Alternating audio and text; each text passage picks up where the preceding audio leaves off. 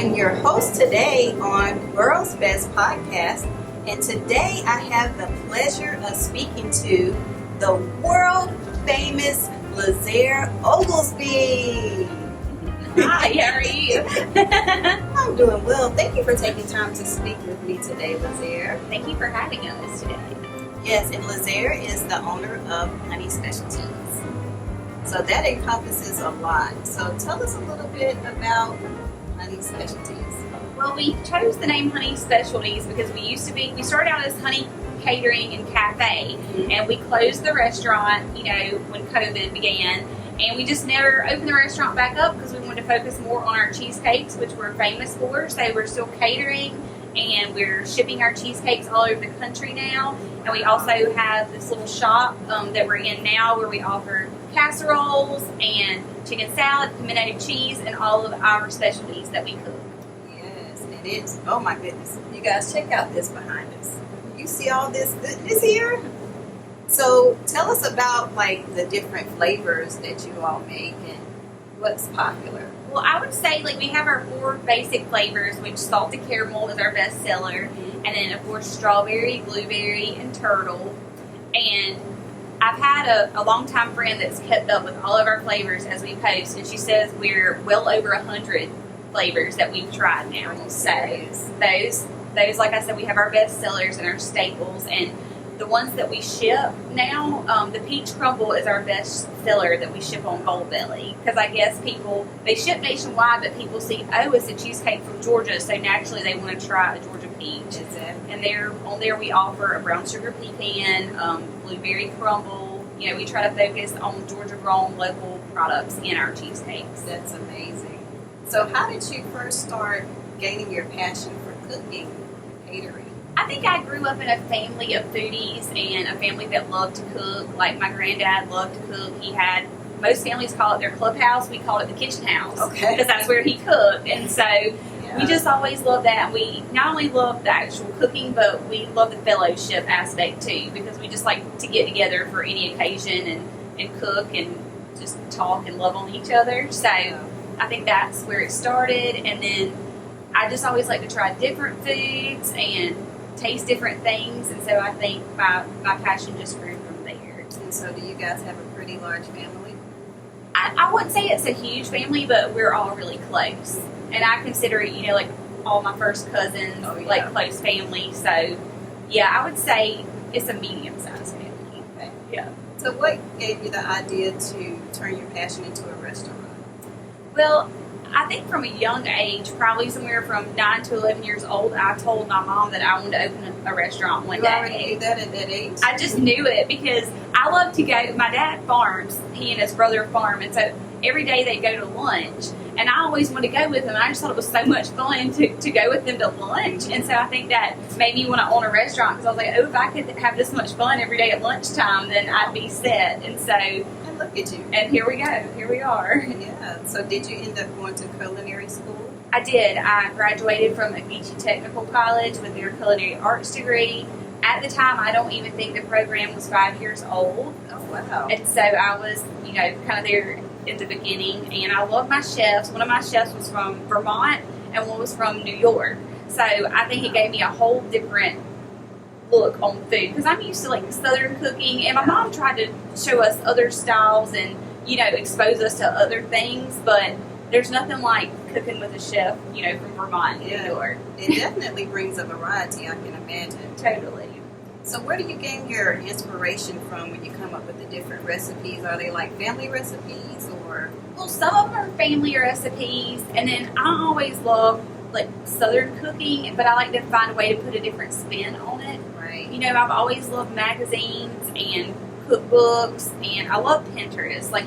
It's at your fingertips. If you just say you wanted to cook shrimp, you just type in shrimp, and there's thousands of recipes right there at your fingertips. So I would say Pinterest, Google, any of the above. The internet is, limitless. That's right. Yeah. So, what's a recipe that you can't live without? I don't know that there's a certain recipe I can't live without. because I don't really follow recipes. Like, I'm terrible about that. Like, that's why I don't bake. I bake cheesecakes, and that's really the extent, because I'll go to cook a cake and I'll add stuff, and then when it doesn't turn out right, I'm all mad. But I know better. But I love to cook wild game, any kind of wild game recipe, I would say. Yeah. So we grew up hunting, fishing, and I like to be outdoors. So I would say any kind of wild game recipe, I'm game for. So give us an example. Like, our family loves going dove hunting, and so my dad plants a dove field every year. Dove hunting? Yeah, and so little birds, Yeah.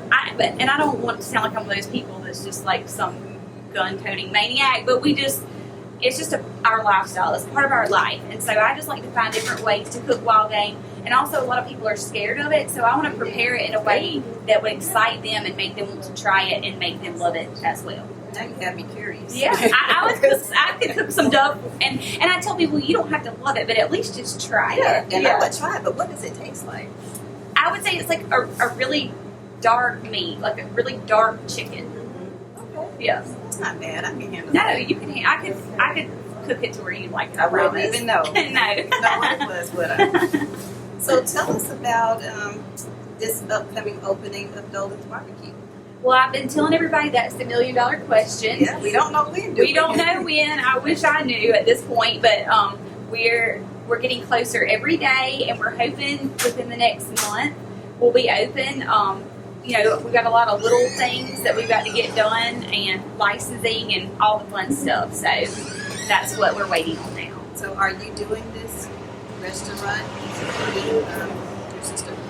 Yes, Meredith and I own Dolan's together, but I like to tell people I'm more of a silent partner. If she needs my help, I'll jump right in and help her, but this is her baby, and I really want her to get all the credit for it, because she's put in so many, long hours, for months on end, or years, honestly. She would get up at 2 o'clock in the morning by herself and go barbecue all through the night, and not get off, until late afternoon, or even late at night if she had a catering after that. And all the finishing touches at the new Dolan's, like the tile and the light fixture, she decided all of that. And I'm just so proud for everybody to see what she's worked so hard for. We cannot wait. I know, everybody's We excited. can't wait. So whatever that date is, we will all be there. We'll let y'all know for Yes, sure. okay. Mhm. So tell us what your favorite business is in the row. Well, I would say any small business or locally owned business, they're dear to my heart, because so many people have supported me and made us a success. I would say I love So Yummy. I love Adam Sang. He's just the coolest guy, and his energy and spirit and enthusiasm, they're just infectious. I mean, he's awesome, and he's just such an entrepreneur. He's always trying, moving, and shaking, so I think he's great. I would say my favorite restaurant is Coconut Thai. They've been there for forever, and every time you go, you just know it's going to be delicious. And I just love it. And then I would say also Pioneer Design, because they helped us, with our logos for both businesses, our website, and I just know that I can call or text those guys at any time, and they'll jump right on board with whatever we have going on. And it means so much. It really does. So shout out, you guys. They're doing great things here. Yeah. So, Lazar, tell us the best way that we can connect with you on social media. So I would say, we have a Facebook here. If you want to know what we had in store at Honey2/Honey Specialities, like our cheesecake flavors, our casseroles, we update that every day. Okay. So that's there, right at your fingertips. So the Facebook. And then I am Honey Chef on Instagram. That's my personal Instagram, where I kind of update what I'm doing from day to day. Like, you may see lots of pictures and videos of dogs, maybe some of goats, because I have the pet goats, and and lots of recipes, and probably some of my husband too in there, and my stepchildren. So that's just kind of like who I am and my recipes. And then we have Instagram that's devoted strictly to cheesecakes, so that's Honey Cheesecakes. And then we have Honey Specialties Instagram, which we share our recipes and fun ways to use our products, like our pimento cheese, and maybe in a fun recipe. Okay. Yeah. Very nice. And is there one up for Dolan's Barbecue? Dolan's Barbecue has an Instagram, and we also both have websites too. Okay. So Share that with us. Dolan's website, I'm not sure, because Okay. it's brand new, but it's It's Dolan's coming. Barbecue. Yeah. And then www.honeycatering.com. Yeah. Well, awesome. Thank you guys so much for tuning in, and we will see you all in the next episode. Have a great one. Thank you, Lazar. Thank you so much. You're welcome.